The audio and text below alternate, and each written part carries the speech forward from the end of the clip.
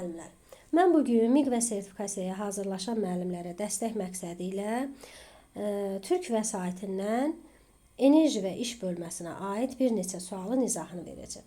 Gəlin keçək sualın izahına. Deməli, sualda bizə deyilir ki, hər birinin kütləsi M olan bir cins 2 kub bir vəziyyətindən 2 vəziyyətinə gətirilir.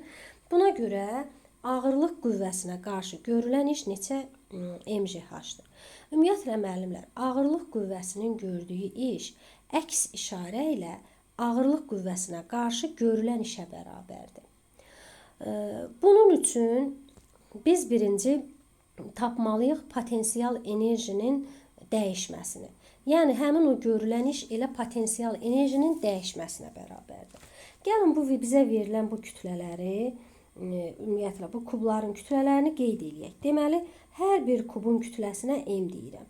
Deməli, 2M birinci halda var, ümumi götürəndə, 2M də ikinci halda var kütlə. Bəs hündürlüyü necə götürəcəm? Hündürlüyü götürəndə, müəllimlər, həmin bu verilən bir cins o cismin kütlə mərkəzindən olan hündürlük, yerdən həmin kütlə mərkəzinə qədər olan hündürlük hesab olunacaq, ağırlıq mərkəzindən.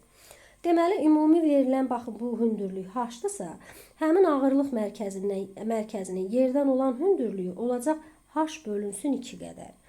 Deməli, onda birinci halda həmin bu cismin potensial enerjisi nəyə bərabər olacaq? Potensial enerji bərabər olacaq, kütlə nə qədərdir? 2M qədər. J vurulsun, hündürlük nə qədər oldu? H bölünsün 2 qədər. Deməli, birinci halda bu cismin potensial enerjisi mgh qədərdir. İndi gəlin baxaq ikinci haldakı potensial enerji nə qədərdir?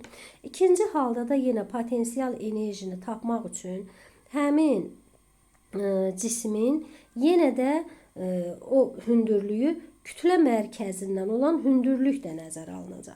Baxın, deyək ki, hər birinin hündürlüyü h idisə, onda bu cismin də bu deməli dayağın üzərindən olan hündürlüyü nə qədər olacaq? Olacaq h qədər. Deməli, ümumi cəmi hündürlük nə qədərdir? Yerdən olan hündürlük. Yəni, yerdən ağırlıq mərkəzinə qədər olan hündürlük. 3h buradadır, 1h da buradadır. Cəmi olacaq 4h hündürlük. Deməli, ikinci haldakı potensial enerji olacaq nə qədər? 2M, kütlə dəyişmir. Olduğu kimi, J vurulsun, hündürlük nə qədər oldu? 4h. Deməli, bu halda alıram ki, 8 mgh-dır. İndi ağırlıq qüvvəsinin gördüyü işi tapıram. Ağırlıq qüvvəsinin gördüyü iş nə qədərdir? Bərabərdir. Y potensial 1-dən Y potensial 2-ni çıxmalıyam. Bərabərdir. Y potensial 1 aldım mgh, çıxaq 8 mgh. Buradan da alıram ki, bərabərdir mənfi 7 mgh. Baxın, müəllimlər, həqiqətən də cismin, deməli, əgər cisim müəyyən hündürlüyə qalxırsa, hündürlüyə qalxan cismin yuxarı hərəkət edəndə ağırlıq qüvvəsinin gördüyü iş mənfi olur. Həqiqətən də aldım. İndi ağırlıq qüvvəsinə qarşı görülən iş nə qədərdir? Biz dedik ki, ağırlıq qüvvəsinin gördüyü iş əks işarə ilə ağırlıq qüvvəsinə qarşı görülən işə bərabərdir. Deməli, onda əgər bu mənfi 7 mgh idisə, onda ağırlıq qüvvəsinə qarşı görülən iş olacaq 7 mgh. Cavab olur B variantı. Keçək növbəti sualın izahına. Növbəti sualda bizə deyilir ki, qalınlığı nəzərə alınmayan, kütləsi 50 kiloqram olan çubuğun uzunluğu 10 metrdir. Həmin bu bir cins çubuğu şəkil deyir, 1-dəki vəziyyətdən 2-dəki vəziyyətə sabit sürətlə gətirmək üçün görülən iş neçə jouldur? J bərabərdir 10 metr bölü saniyə kvadratı. Deməli, müəllimlər, mən burada da yenə ağırlıq qüvvəsi, yəni daha doğrusu bu qüvvənin gördüyü işi tapmalıyam. Bu qüvvənin gördüyü işi tapmaq üçün həmin bu bir cins çubuğu, deyək ki, mən bir vəziyyətindən 2 vəziyyətə gətirəndə hansı hündürlükdə qaldırmışamsa, həmin hündürlüyü tapmalıyam. Həmin yer dəyişməni tapmalıyam ki, həmin o görülən iş bərabər olsun, qüvvə vurulsun həmin yer dəyişmə. İndi mən bu hündürlüyü tapmaq üçün, baxın, bizə verilibdir bucaq. bucaq deməli 37 dərəcə bucaq. Burada belə bir düz bucaqlı 3 bucaq alırıq. Deməli bura olur 10 metr, çünki bu çubuğun uzunluğu 10 metrdir. 10 metr. H-ı da tapmalıyam. İstəsəm kosinus 37-yə nəzərən də tapa bilərəm, sinus 37 dərəcəyə nəzərən də tapa bilərəm. Gəlin bunu tapaq. Bəli, amma mən indi burada sinusa nəzərən tapacağam. Niyə? Çünki sinus nəyə bərabərdir? Sinus 37 dərəcə bərabərdir H-ın, yəni qarşı katetin hipotenuza olan nisbəti. Yəni H-ın ona olan nisbətinə bərabərdir. Gəlin indi tapaq buradan. Deməli onda H bərabərdir 10 vurulsun. Sinus 37 dərəcədə qiymət 0,6-dır. Bərabərdir 0,6-ya. Deməli 10 vurulsun 0,6. Mən buradan alıram ki, həmin hündürlük 6 metrdir. İndi 6 metr hündürlüyü tapdım. İndi mən F qüvvəsində tapmalıyam axı.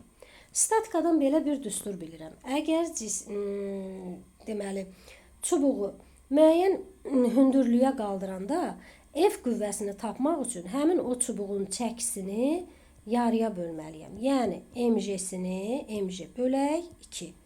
Bu düsturdan istifadə edirəm. Deməli kütlə bizə verilib 50, J bizə verilib 10 bölünsün 2. Alıram 500-ü 2-yə böləndə 250 newton. Bu qüvvəni tapdım. İndi mən o işi tapmalıyam. A bərabərdir. Həmin qüvvə nə qədərdir? 250 newton vurulsun. Hündürlüyü nə qədər tapdım? 6 metr. Və buradan da alıram ki, həmin görülən iş 1500 joule-dur. Cavab olur A variantı. Baxaq növbəti suala. Növbəti sualda bizə deyilir ki, şəkildəki sürtünməsiz mail bir müstəvidə F qüvvəsi ilə K-dan elə cisim hərəkət elətdirilir və buna görə cismin eldəki sürətinin böyüklüyünü tapın. Deməli, müəllimlər, biz burada enerjinin saxlanma qanunundan istifadə edəcəyik.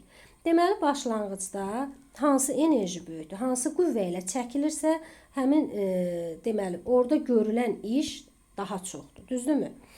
İndi mən baxıram ki, F qüvvəsi 20 metr yolda nə qədər iş görürsə, onu bu şəkildə yazmalıyam. F vurulsun eldən, mən çıxmalıyam. Baxın, bu hündürlükdə olan potensial enerjini, yəni mgh-ı bərabər eləməliyəm.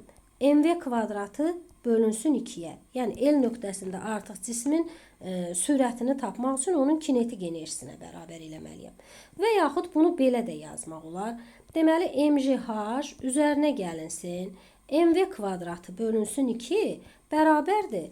Bu, ümumi yolda, yəni bu mail müstəvinin hipotenuzunda görülən işə. O halda, deməli, F vurulsun, deyək ki, elə. Bu, artıq bizim enerjinin saxlanma qanununun ifadəsini yazdıq bu şəkildə. İndi mən buradan tapmalıyam. mv kvadratı bölünsün 2 bərabərdir. F L çıxılsın mgh. Deməli, 50-ni vurmalıyam 20-yə, çıxmalıyam. Kütlə nə qədərdir? 2 kiloqram mgh. 2 vurulsun, 10 vurulsun, 5. Deməli, alıram burada nə qədər? 1000-dən çıxıram 100-ü, alıram 900. Deməli, kinetik enerji 900 joule-dur. Mən indi həmin kinetik enerjini 9 joule-a bərabər eləyib sürəti tapa bilərəm. Kütlə bizə verilib 2 kiloqram. V kvadratı olduğu kimi qalır. Bölək 2 bərabərdir 900-ə. Buradan da alıram 2-lər ixtisar gedir. V kvadratı bərabərdir 900 və V bərabərdir kök altında 900-dən də çıxır nə? 30 metr böl saniyə.